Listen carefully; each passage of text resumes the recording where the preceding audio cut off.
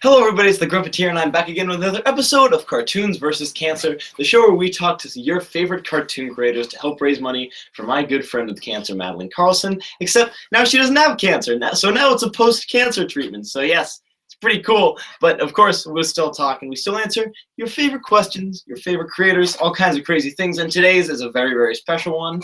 Mr. Everett Peck is with us today. He's the creator of USA Network's Duckman, Private Dick, Family Man, Dick means detective, and Squirrel Boy for Cartoon Network, alongside all kinds of illustrations for the likes of Playboy, Time Magazine, and just all over the place, a whole bunch of cool things. And we're very happy to have him today. Hi, Everett. How you doing? Hi, well, since he can't be with us studio today, we have to spirit on his body. Inside this little duck person right here, Duck Man, Squirrel Boy. This can be a Duck Boy. All right. And so, you know, you'll be asking your questions to this little duck guy right here, but still, Everett will be answering them.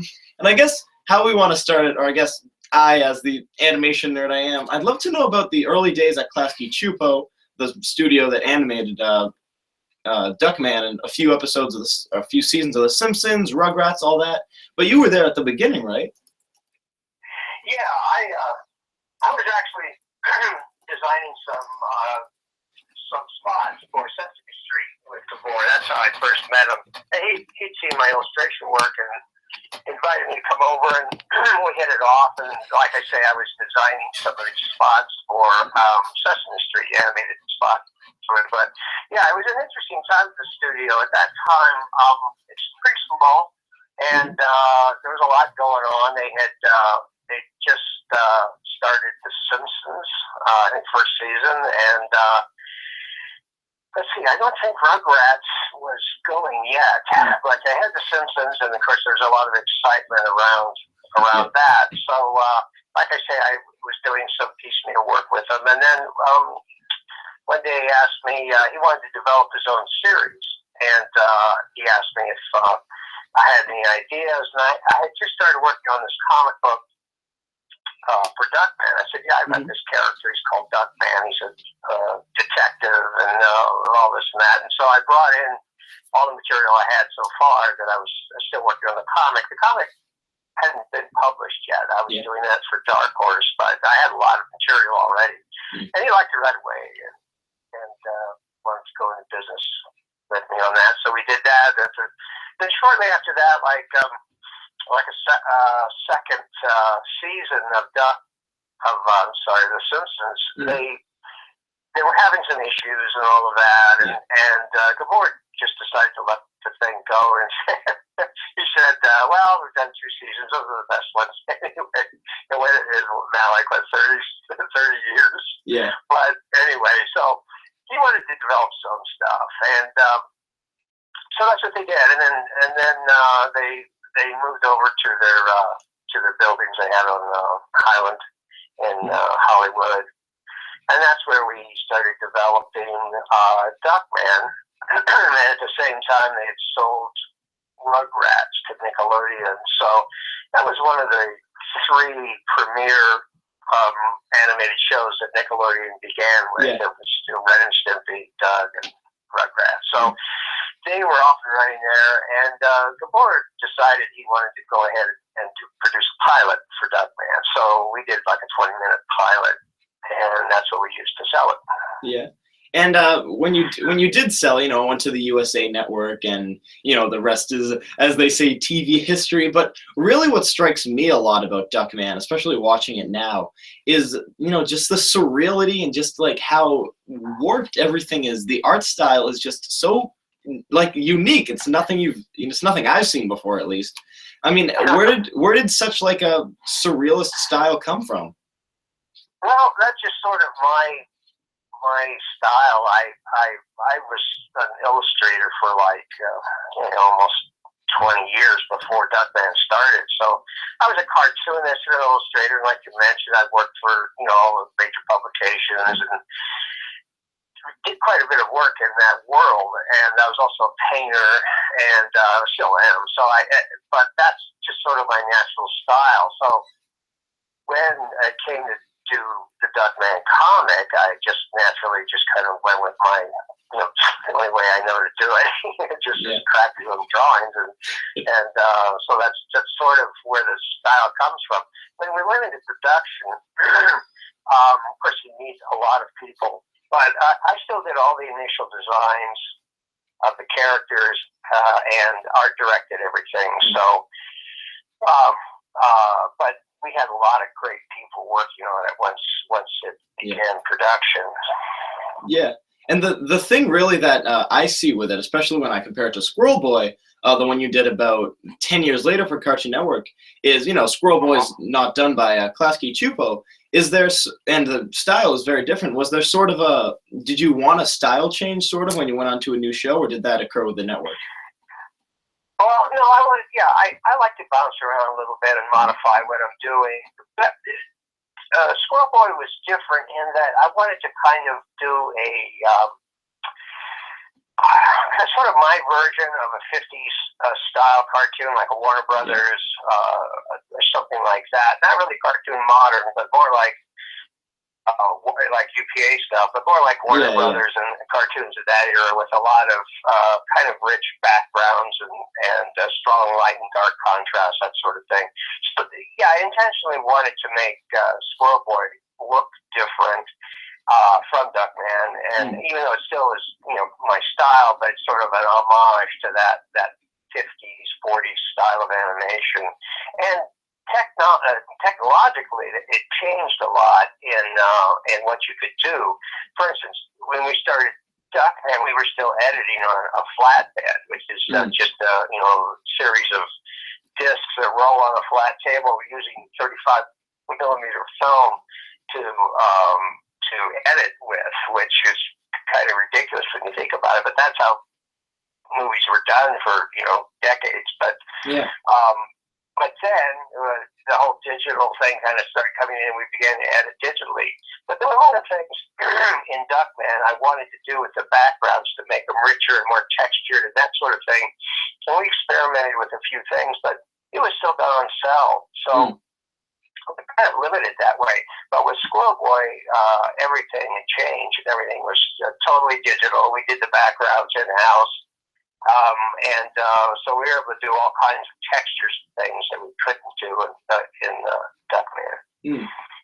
And at the time you were working on Squirrel Boy, you were sort of in this sort of transitional period. I talked a little bit about it in my episode with Joe Murray, but in case of the viewers watching now who didn't see it, it was about the time that Cartoon Network was sort of ending a cartoon time and sort of trying to enter this CN real time where they'd make shows, live action shows. But Squirrel Boy, Foster's Home, Camp Lazlo were all shows before that era that were sort of there. What was it like working with such a pool of talent at the time? With such a what? Oh, with such a pool of creators around you. It was good. It's great. I like Cartoon Network. I mean, they try a lot of different things. It was a weird time though, because the network was, sort of going through some internal changes, and eventually the whole thing imploded. And that was, around fourth season of Squirrel Boy. So that kind of brought it into all the shows that were in production at that time. Yeah. But early on, it was kind of strange because, I know a lot of creators that had done those great shows like Ed, and Eddie, and all of those that had become kind of staples of Cartoon Network. But those shows had sort of run their course. So, Camp Lazlo and Squirrel Boy and some others were kind of the new shows. And it just so happened that a lot of the older shows that had a lot of following ended at the time that our shows were premiering. So we got a lot of kind of flack by some of the fans about that, thinking that, they quit making their shows to produce the new shows, but that wasn't the case at all. The standard shows that they had known had sort of run their course and had ended, had nothing to do with these new shows that were coming on. So there was some friction there on that level, but still there was a lot of great people there working and really great staff and everything. So, I mean, I enjoyed doing Squirrel Boy. I had a great time. I think most of the staff did too. And what we tried to do with it was, you know, it was a scripted show, and we wanted to try something like that because most of the Cartoon Network shows were not heavily scripted. They were more gag-oriented. Yeah. And what we wanted to try to always do a scripted show that's kind of smart and function on several levels, but was still, you know, had a little bit of silliness to it. So that's like I say, I was trying to kind of go after, you know, more of a classic 40s, 50s feel to it, but with a smart script to it. Yeah. And I don't think that was obviously wasn't particularly well received by the audience who had kind of gotten used to, you know, more gag-oriented shows. If it makes you feel any better, when I was 6. I was 6 when Squirrel Boy was on, so it was the coolest Everett Peck cartoon that I was allowed to watch. I'll give you that. Well, like I say, we tried to make the scripts kind of funny and kind of deal with things that had, you know, like we tried to make the parents a dimensional character rather than being like, you know, knees down kind of character. And you know, we tried to have like a B, and even the C storyline going sometimes in the show. So, you know, it was fun, but I don't know if it's particularly right at the time for that previous group. In the comments, Rojo Bear would like to know if you have seen my good friend Pan Pizza's review of your show Duckman. He's a YouTuber. I haven't. No, I'll check them out. Well, yeah, but I guess one of the points I'd like to bring up in his video, also, hi Pan, if he's watching this, is he talks about how at the time, you know, The Simpsons and Duckman were sort of on at the same time, even though on different networks. He talks about sort of how, even though The Simpsons was more of a family show while Duckman was more of an adult show, The Simpsons received a lot more backlash for, you know, here and there characters doing bad things. Do you ever feel that if people saw Duckman, they would have reacted a lot, you know, more scared, I guess?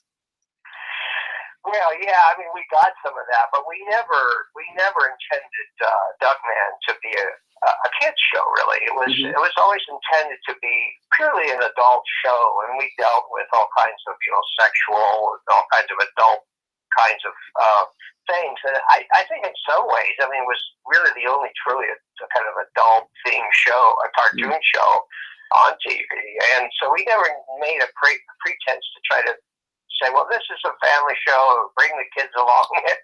But it was always meant to be for adults. So we of course we got some flack, but that was kind of an interesting thing about being on USA Network. They kind of just let us do what we wanted to do. I mean, I don't think they quite knew how to handle the show, to promote the show, and they bounce us around a little bit at time slots and that sort of thing, which didn't help the ratings. But they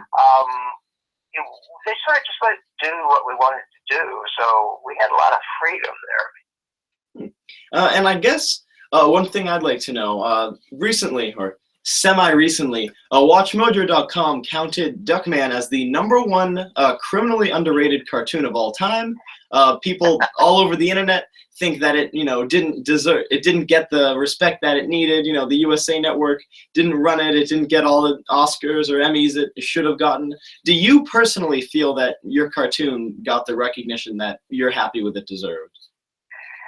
Well, I mean, sure, it's always been great to have gone longer. I think we had a lot more stuff we could have done with it. But we did 70 episodes, and it was always, you know, again, it was always sort of a little bit of an underground thing. I mean, it was never, I don't think, ever going to have the big audience that something like The Simpsons would have, or even some of the kids' shows like SpongeBob or something like that. But I'm happy with what we did. I mean, I feel like, you know, looking at those 70 episodes, probably, I think a third of them didn't work, really. A third of them were pretty good. And then I think another third was probably not as good as anything's been done with animation on TV. So, yeah, I'm proud of it. I wish it had gone longer. Yeah, I wish it gotten a little more recognition, but we were always kind of working in a very kind of small world there with the show anyway. I mean, the look of it and the feel of it. I have seen that. It's like number one. There's actually been a couple of surveys out there that said it was number one most underrated show. And I look at it now. I mean, I don't really watch it too much, anymore. But once in a while, I'll look at something, and I think that was kind of cool. We were doing this kind of thing, like cutting in live action stuff and all the kinds of things that and parodies and things that you see a lot on, say, Family Guy or something like that. But we were doing that, 20 years ago, and so that was pretty cool that we were kind of ahead of the curve on a lot of that stuff. Yeah, because I think Seth MacFarlane and I think Trey Parker, whoever created BoJack Horseman, sorry I don't know you off the top of my head, have all stated once or twice that Duckman was one of the things that sort of made them want to make something for adults. Yeah, well, that's cool. Yeah, I like I say, we always sort of just intended. We basically made a cartoon about stuff we liked, stuff that we thought was fun or funny, and USA let us do that. So again, it was always sort of meant for an adult sensibility. Mm-hmm. Yeah, and I think, I think the best thing that a creator can do is, just to inspire someone to make something else, especially a underground, if you will, show like Duckman. I mean, that's like the greatest compliment, I think.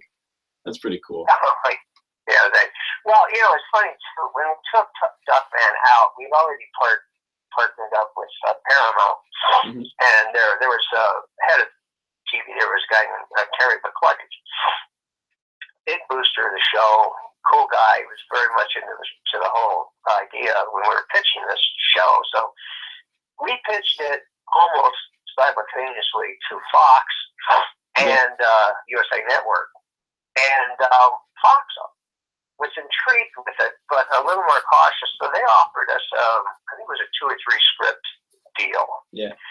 And USA offered us 13 on air. So we went with USA. Now I sometimes wonder what might have been if we'd gone with Fox. But on the other hand, I don't know if Fox would have given us the freedom to really do what USA allowed us to do. So, who's to say? Yeah. In the comments, Lude Ness would like to know, of those 70 episodes, is there one that you're the most proud of?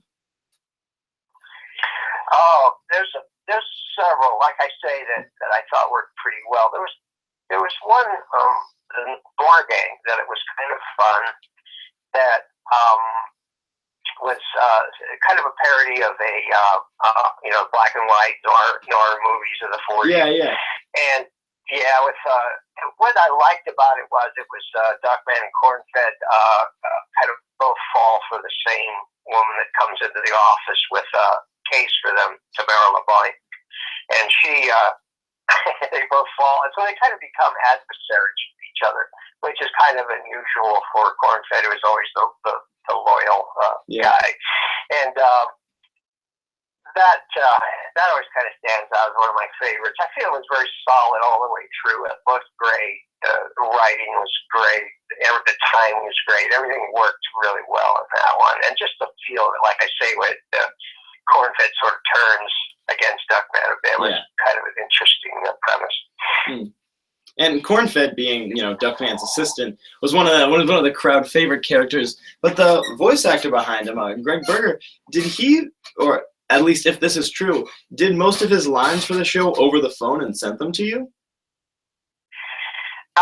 No. He there was a few shows. He was on a live action shoot, I think, in Russia or Eastern Europe. And he was playing a live action. He had a live action role there, and so for those shows he had to send them in. But generally he was in the booth. We always liked to have him and Jason and all the primary characters record together in the booth, so to kind of feed off the energy. It's kind of funny with Greg too. Way back when we were casting for the pilot, it was before the Reno Osborne and all the other people that were on the series were involved. And we listened to like 70 different people for Duckman. He was very difficult to cast. And then Jason, even when Jason came in and read, and he had been on Seinfeld a couple of years, but Seinfeld had yet to become the huge hit it did. Yeah. And so that bothered me a little bit. I was a little concerned about his involvement with that other show, but then, like I say, it hadn't really taken off yet, so I thought it'd be all right. But even then, I didn't say, "Hey, Jason, he's the guy." I was listening. We narrowed it down to about 5 people, and I was listening to him in my office, and Mark Newland, a friend of mine, is a well-known animator up in Canada. He has International Rocket Ship. Yeah. He was sitting there with me. He directed actually the first episode, and he heard Jason. He said, "Hey, that's your guy." I said, "Yeah, you're right." You know, I listened to so many people, but what I was getting at was when Greg came in for the pilot before the series ever was picked up. I heard him, and I go, "You're cornfed. You're the guy," because you did that Friday kind of voice. You know, that it was just this laconic, even low voice that was a perfect counterpoint to Duckman's hysteria. Well, then I guess in that case, the question is, are you a Seinfeld fan? And if so, are you sort of biased for George to be your favorite character? I like Seinfeld. I mean, it was a great show. You can't argue with it. And there's some great, some great episodes. I think Jason always was a little different for Duckman. I mean, on Seinfeld, he was kind of more of himself, whereas with Duckman, he kind of dropped his voice down a little bit. He had a little gravelly kind of feel to it, which he kind of regretted later because it was hard on his throat. But so he was a little bit different guy when he was doing Duckman. But he has this great comic timing that, of course, you see in Seinfeld and all of that, and a great way to deliver a line, and he can go way up and way down, and he had also, one thing we wanted to do with Duckman was to have a little bit of a true emotional base to it, so it wasn't all over the top cartoony stuff. It was, there was sort of you felt like there was an emotional being in that yellow duck. Yeah. And he was great at hitting that, which really helped, I think. Yeah, he's and if I'm not mistaken, when he first auditioned for the role, he thought he was just doing it for 1 episode, right? Well, I mean, he wasn't sure. There was always a little bit of a friction there between Seinfeld and Duckman for him, I think. Although now, when I see him, I mean, he's always talks about Duckman. I think in retrospect, he had really enjoyed it and is proud of the work that he did with Duckman. But at the time, it was, it's a lot of scheduling conflicts and things. And he was also kind of taking off on his movie career. He did several movies and Seinfeld and all of that. So he was a pretty busy guy. Yeah. But like I say, he always did a great job when he came in the booth.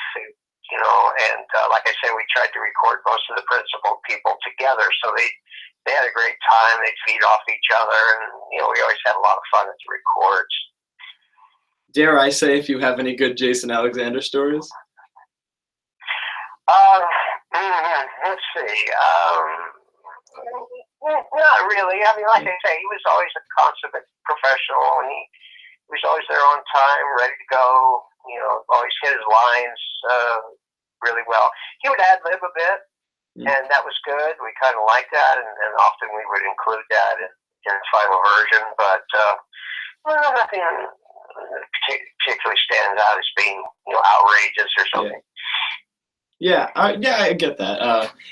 So one of my favorite things, one of my favorite parts of Duckman, and I promise we'll talk about Squirrel Boy. Just one more question. The thing I'd like to know is one of my favorite duo of characters, I guess, in the show had to be Fluffy and Uranus. Do you have a favorite execution that Duckman performs on Fluffy and Uranus? Well, that came from the comic, and it's funny, when I was working on the comic before the series, a friend of mine said, "Geez, Duckman is so mean. Maybe we should have some friendly characters in the show." I said, "Okay, you want friendly? I'll give you friendly." So I came up with Fluffy and Uranus, who sort of got who were there on a just a job training program, and so I wanted to make him, obviously ridiculously over the top cute. But let's see, there's so many. Now the original episode, the first time Fluffy gets impaled on a coat hook. I think probably the blender is my favorite. Yeah, that's or the paper shredder. One of the two. You can't go wrong with either one of those. Personally, I have to go with stuffing one of them in the other's mouth and then lighting them on fire with a blowtorch. That's a good one. Sure, forgot about that one. Or when Elliot makes Duckman swallow them, and then that's. I had in the comic. I had different things like that. One of them was with corn fed. Duckman gets pissed at corn fed, and he wants him to take a loyalty test. And so he has to spin this big wheel of a number of options of things, and he gets the William Tell. So he has to put an apple on his head and let Duckman shoot it off to see if he's truly loyal. So he does, and of course Duckman screws up and shoots him right in the forehead. And he's in the hospital, and Duckman's with flowers. He says, "I'm sorry, I'm going to have to let you go. I can't pay for your health insurance." So, but that was always an aspect of Duckman's personality.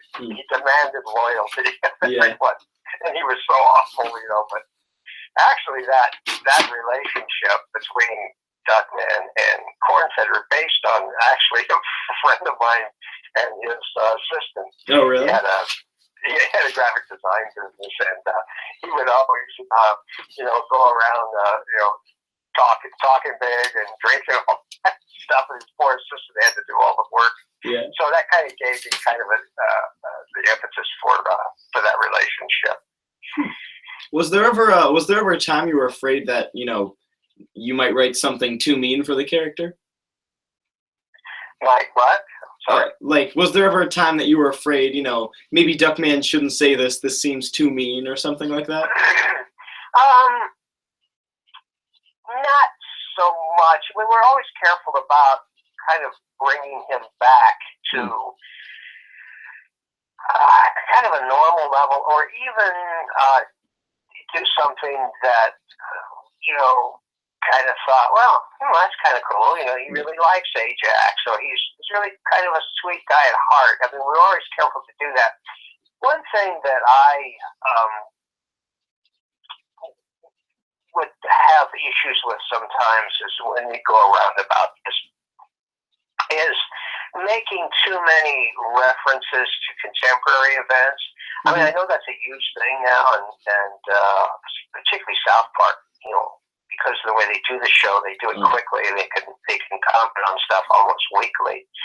I kind of shy away from that. I always preferred to have Duckman's world sort of exist in its own time frame and not make a lot of references to contemporary events that were going on. And the other problem with that is, they feel very dated, after a while.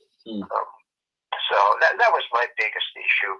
The fact that he would get mean and stuff, I mean, I thought that was kind of added to the fun of the whole thing, because you knew that deep down inside, he cared about Corn-Fed, or he cared about his kids, so I didn't worry too much about that. In the comments, someone would like to know about Stinky Pierre, which was the before obviously you have Duckman and you have Squirrel Boy on the air, but there's one pilot you sort of toted around for a while. You did with Klasky Chupo. It was called Stinky Pierre. Would you mind telling us a little bit of how you sort of tried to spread that idea around? Yeah. Actually, I've created lots of shows. But I had most recently I had a pilot over at Nickelodeon called Larry and Frog. Which this is several years, 5-6 years ago. But it was about a caveman guy who is the first guy in the history of the world to get a clue. And so he's not particularly a genius or anything. His mind clicks over to a modern mind before anyone else's. Mm-hmm. And we developed that pilot at Nick, and I really quite liked that one, but it didn't go either. But anyway, Stinky Pierre is one of my favorites. It's about this guy who's an eccentric kind of artist, theatrical guy, way over the top, womanizer, all kinds of things.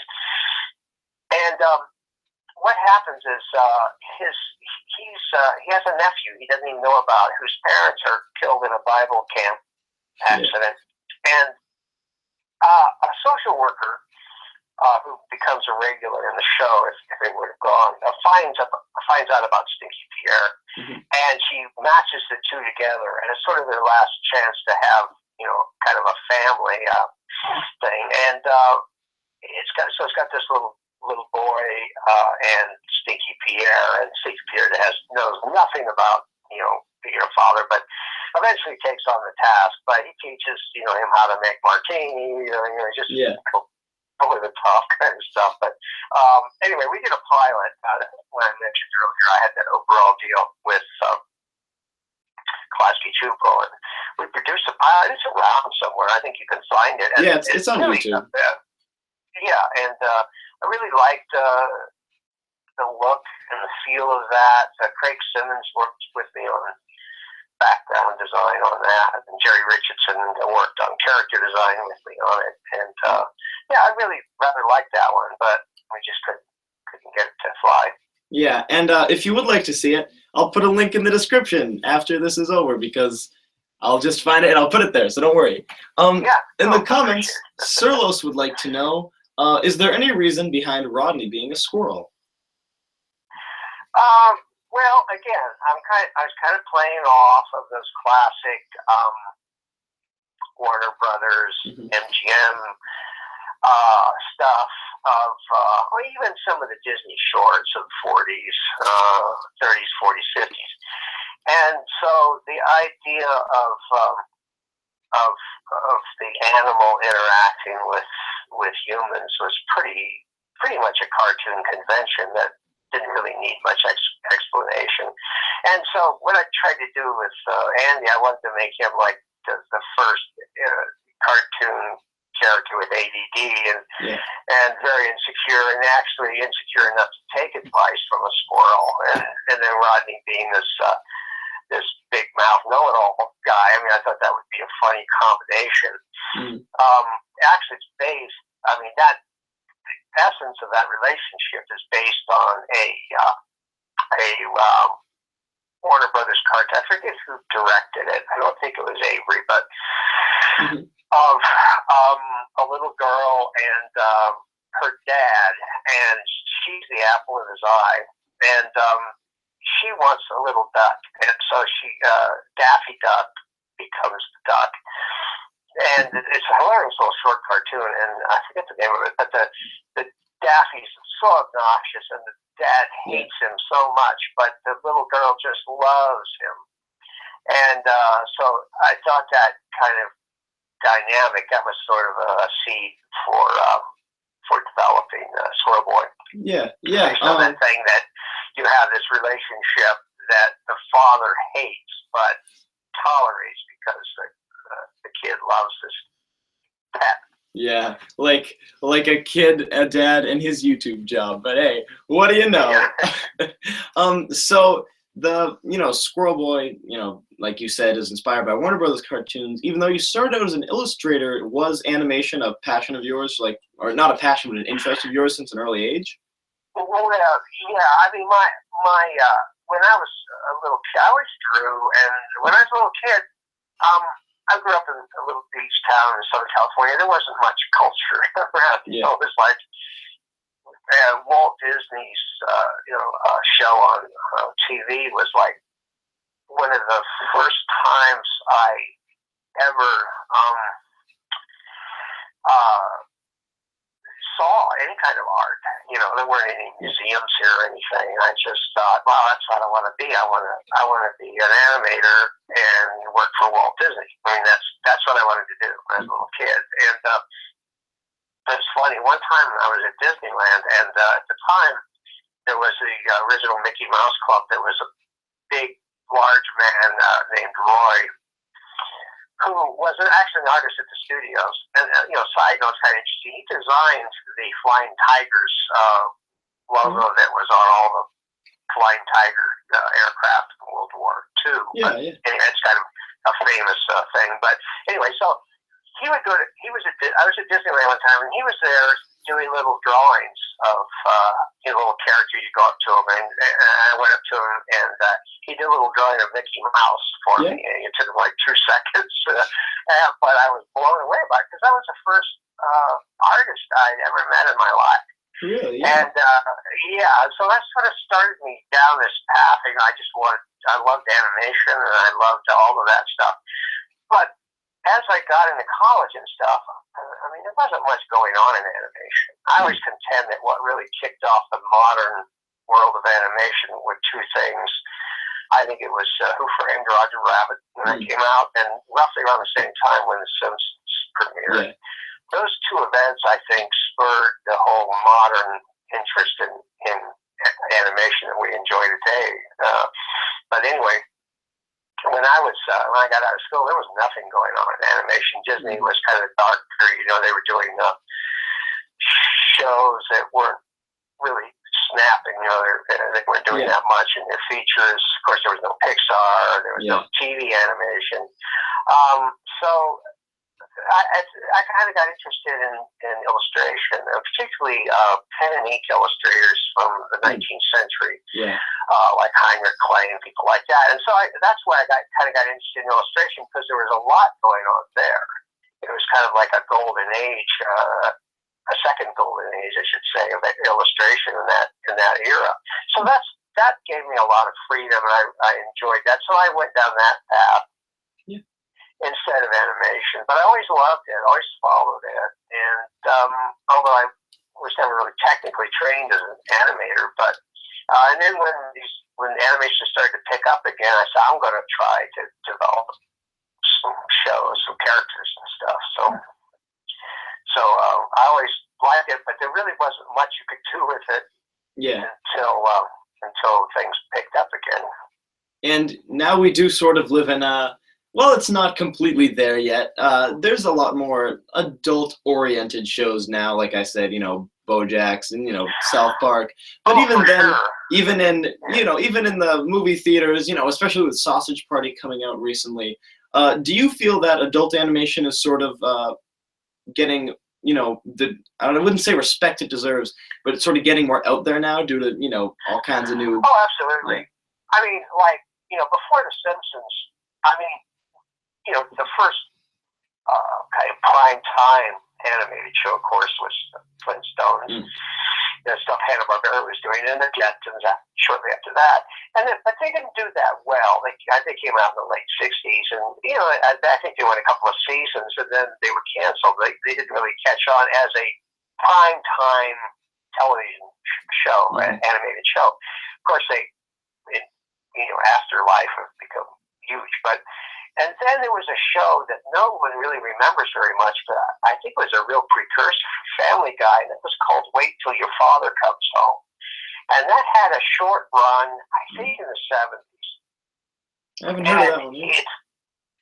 It was really kind of an interesting show, a total sitcom, total adult show. It was a prime-time animated show, Wait Till Your Father Comes Home, or Gets Home. And then that disappeared quickly, and nothing stuck till The Simpsons in mid-90s. And now, though, you can't imagine television without some prime time or adult oriented animated stuff on it. So it's a much more interesting time for animation now than it has been, certainly on television, ever, I think. And then there's a lot of great kids shows going on, really inventive, kind of kids shows. And feature animation. I mean, you look at the stuff Pixar has done; it's been phenomenal. So it's a pretty healthy world out there Mm. for animation these days. Are there any specific, TV shows or animated movies right now that you're really impressed with? Well, like I say, I mean, I think Pixar can do no wrong. I mean, I particularly liked The Incredibles and Up, of course, Toy Story, all those. I mean, they do great stuff. Their stuff's real solid. Each one's a little different in design. Each shot is perfect. It's just really nicely laid out. But there's also a lot of kind of fun stuff doing, like Adult Swim. I like Space Coast to Coast. I like where they're repurposing that old Hanna-Barbera animation. And BoJack's pretty interesting. I watched a few episodes of that. Of course, Family Guy. All of its spin-offs. And Simpsons. What can you say about the Simpsons? It's an institution. Oh yeah. And speaking of Adult Swim, in the comments, Rojo Bear would like to know, do you have an opinion of Duckman being on Adult Swim if it were ever to happen? I mean, that would be fine, and I think that would be kind of an interesting home for it. I kind of go back and forth a little bit about, I've heard a lot of people have said, well, what if you started doing Duckman again? And actually, Jeff and Ron and I talked about possibly doing a special or something, on Duckman, the Lost episode, or we talked about Duckman for President actually about a year ago, which would have been an interesting thing to throw in the mix the way things turned out. But woohoo! Yep. So, yeah, but I mean, I don't know. I think it was a great thing that we did at the time, and I'm not sure it would totally translate today. Maybe it would. I don't know. But it'd be nice to have it on Adult Swim. I think that'd be a good home for it. But I'd be open to that. Yeah, because, and correct me if I'm wrong, you don't USA has Duckman. They still own it, right? No. Oh, really? It's Paramount. Oh, yeah. But if you were, you'd want to, you'd have to talk to them about it. Yeah. Oh yeah, it'd be a whole lot of hoops to jump through. And here's the thing: I mean, they're part of the Viacom, that whole monster entertainment juggernaut, and they've got properties like Star Trek and things like that. So Duckman, who never had high numbers in terms of ratings, it's not a huge priority for them. So it would take some jumping through hoops and a lot of tactful negotiations to get the show on the road again. Although that wouldn't be impossible. It had never been released on DVD, and just a few years ago, I worked with CBS, and we finally got them to release the show on DVD. One stumbling block that was kind of interesting that prevented that from happening earlier was the Zappa family. Frank did the initial music, and they had negotiated contracts with Classic Cheapo that was pretty amazing, where they would get huge amounts of residuals for any kind of re-release of the material, which was not practical because it just made it not cost effective. So eventually, CBS, they were able to renegotiate with the Zappa family, got something a little more reasonable, and that allowed for the DVD release. And on the subject of the Zappas, obviously for those who don't know, Frank Zappa being, Frank Zappa's son, was the voice of Ajax on Duckman. Right. Probably know that, but I'd love to know actually how did he get onto the project, and what was Frank's involvement with it? Well, Gabor had a relationship with Frank, and I'd always been a huge fan. Gabor grew up in Hungary, Gabor Csupo, and it's actually snuck out through a railroad tunnel with some of his other artists that he started Classic Csupo with when it was still a communist kind of country.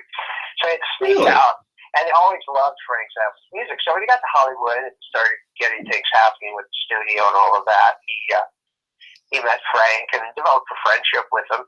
Yeah. And when Gabor and I decided to go to partnership on Duckman, we were talking about Frank Zappa possibly doing the music, and I didn't know if Frank would even be up for something like that, but he was. And we had several nice meetings up at his place. He lived up in the hills there in Hollywood, and had a complete studio, and was just really a great guy.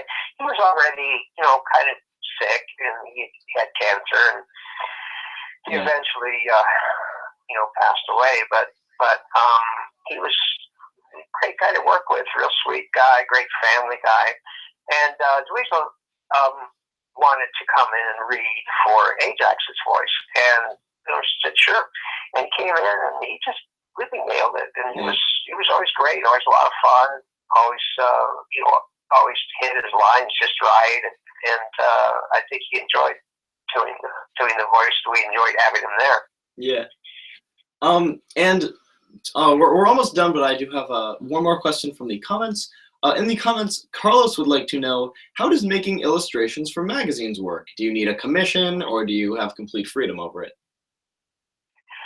Well, magazine illustration has changed a lot over the years. Mm-hmm. I mean, it used to be you could make a living specializing in, say, editorial illustration, like for magazines and stuff. But, everything's changed. Magazines, a lot of them gone out of business and that sort of thing. But generally the way it works, you'll be commissioned by an art director at a magazine. And they'll say, we have an illustration, here's a manuscript.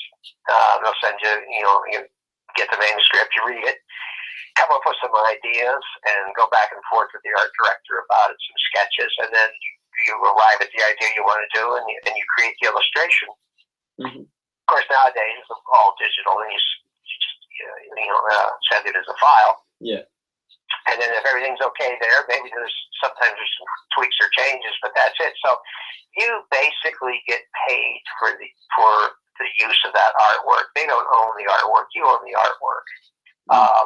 So let's say they have page rates. Let's say for a full page illustration is $500. So that's what you get paid for the one-time use of that illustration. So that's basically how it works. But you keep your artwork. So, no, that's pretty interesting, actually. So, like, that's sort of how Time would go about it, or Playboy.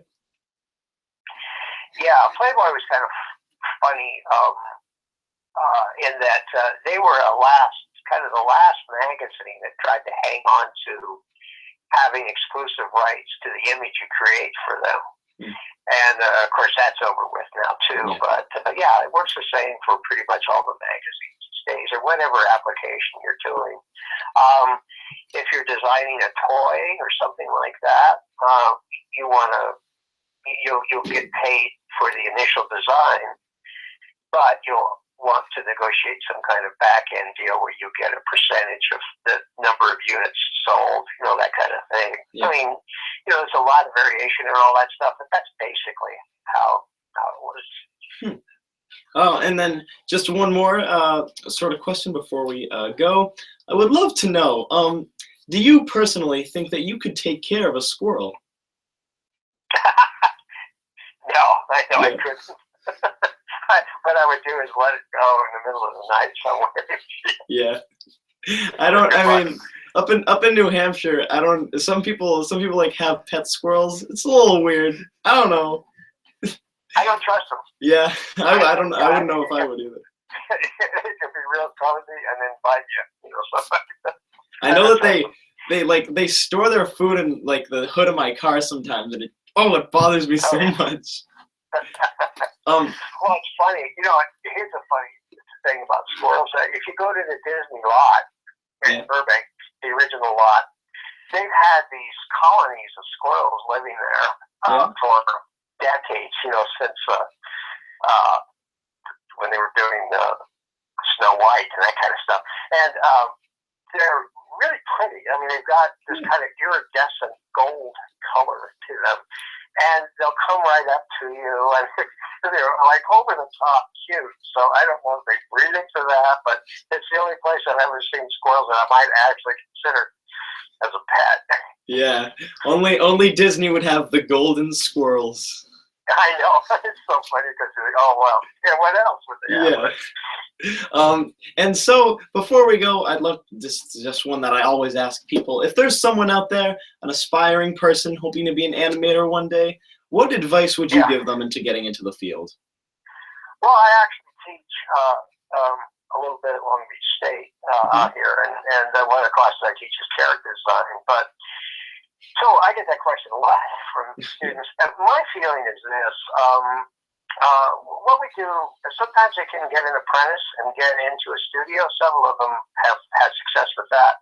But in general, I think to be any kind of applied artist today, you kind of have to have, kind of have an overall game plan, almost kind of an entrepreneurial attitude toward your work, and develop yourself as a commodity, where you do lots of different things. And you may do some animation design, you may do some visual development, you may create toys or images for clothing, or illustration here and there, paintings for galleries. There's all kinds of, you look at a lot of like Tim Biscuit or people like that who've done animation work, also do a lot of other different things. So that's kind of a game plan I keep in the back of your mind. But the main thing is to get your training, go to a good school, and then try to make personal contacts. They have like meetings and clubs for animators and stuff, and you go there and you meet people that are actually in the business, and online and all of that's great for promoting yourself. But I don't think anything ever really beats networking and really talking to people face to face and getting to know people in the business. So you heard it here, folks. If you want to get it, go and network. Unless you run a show on YouTube, then I don't know if there's any hope for you. But that is all the time we have today. Everett Peck is the creator of Duckman, Private Dick, Family Man, and Cartoon Network Squirrel Boy, alongside his illustrations for Playboy and Time and all kinds of amazing magazines like that.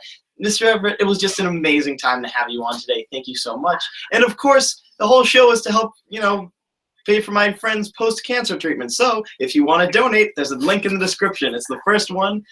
Is there anything you'd like to say before we sign off? No, it's a good cause. Donate. Yeah, you were in here. Oh, thank you. All right, so we will see you guys later. The next episode of Cartoons vs. Cancer is on November 19th. That's a week from today, unless you're watching this after the episode's over. Then I don't know when it is for you. With Steve Hickner, the director of the B-Movie and The Prince of Egypt. Please be there. It'll be at 2 p.m. Eastern Standard Time. And, yeah, it'll be pretty neat. Until then, see you guys later. Goodbye. Bye.